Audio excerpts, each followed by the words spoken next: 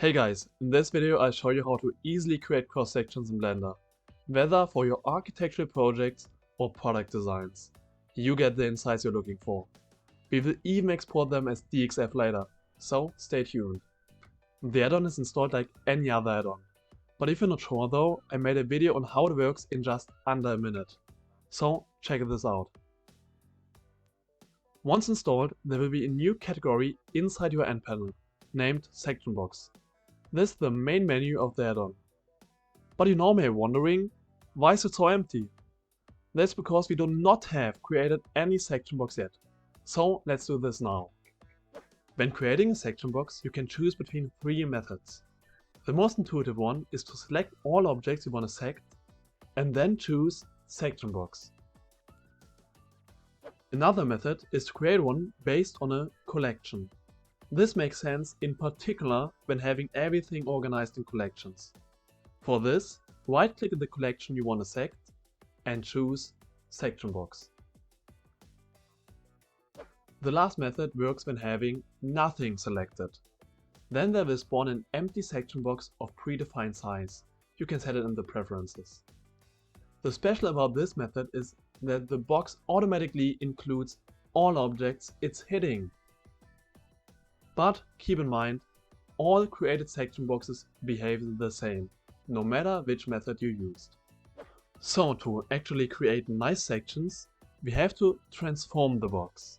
Luckily, this works very intuitive, by simply clicking and dragging the black handles of the according face you want to move. With this amount of control, the most tasks are doable. But if you're looking for something less ordinary, you can take over full control. By holding Alt, the handle of the selected face gets splitted to its edges, and now transform the section box itself.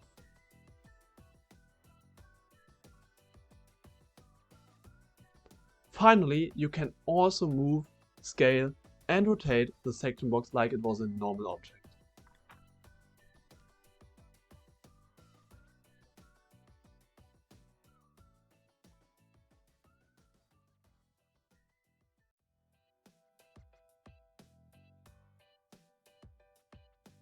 Let's look at the menu where now several interesting things are going on. In the upper part you can see all section boxes listed you have currently in your scene. And you can also select them in the scene by clicking through them here.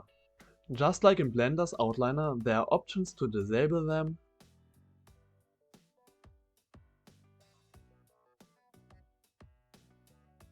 hide in viewport,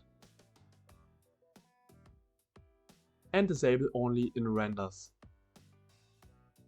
You can also name and sort them like you want.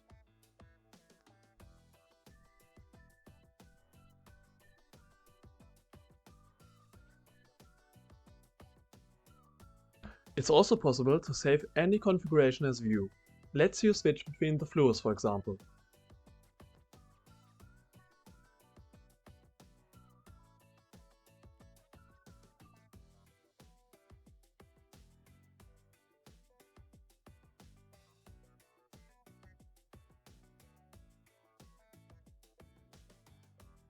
So now we're gonna get to the more interesting part of the menu, the section box settings. The first setting is the method used for calculating and displaying sections. You can choose either Boolean or shader. The Boolean method is based on a Boolean modifier setup, so it works in every viewport display mode and looks best overall, but comes with a high performance cost when working with more complex scenes at least. On the other hand, the shading method stays really performant no matter the polygon count, till the complexity of your materials is not that high. And it's unfortunately not working in solid mode. So the next option lets you customize the appearance of the sliced areas. You may notice that this setting is changing based on the method you're using. In shading mode, it's simply a color you can choose, whereas in Boolean mode, it's any material you have in your scene. And if, for example, red is your preferred color for sections, then you can set it as default in the add-on preferences. Same goes for the material. The last option of the section lets you invert the whole section box, making it possible to display concave sections or even holes.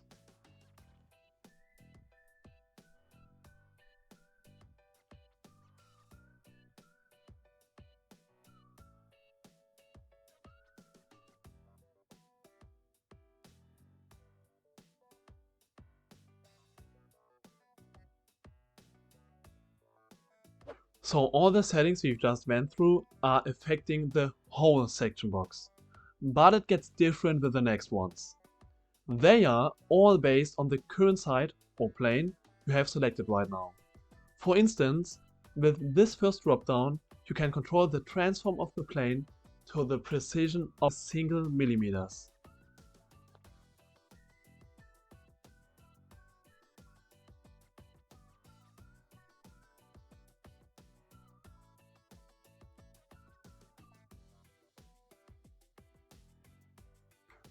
The second dropdown is all about creating cross sections. And that's really easy.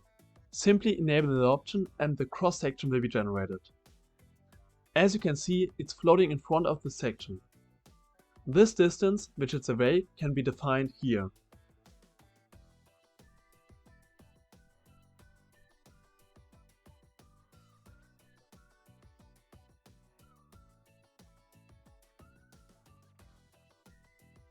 So by, for example, choosing 0, it will be laying exactly on this section.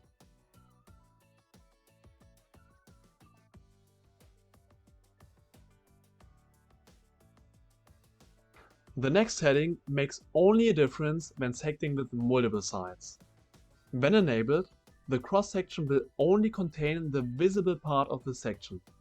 Else, the whole cross section will be displayed as if there were nothing cut away from the sides.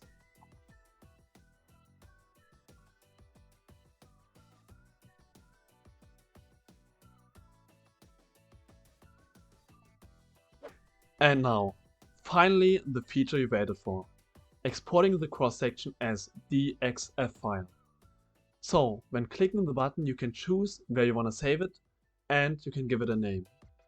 Additionally, there's also a setting to clean the cross section, which will dissolve unnecessary vertices that are not holding the shape. And with this threshold, you can set the maximum angle. Higher values will dissolve more vertices. And that's how it's looking. It's as accurate as your model in Blender and making up a great starting point for your project.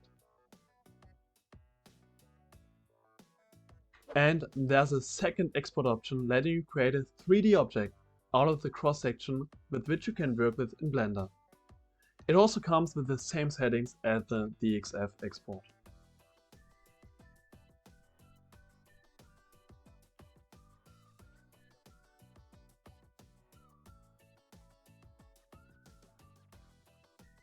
That are all features of Section Box. And in case you want to dive even deeper, there's a detailed documentation which you find in the description. The add-on is available on Blender Market and on Gumroad, so feel free to check out the links under this video. And if you enjoyed this video, I would really appreciate if you could like this video and subscribe to my channel. Thanks for watching.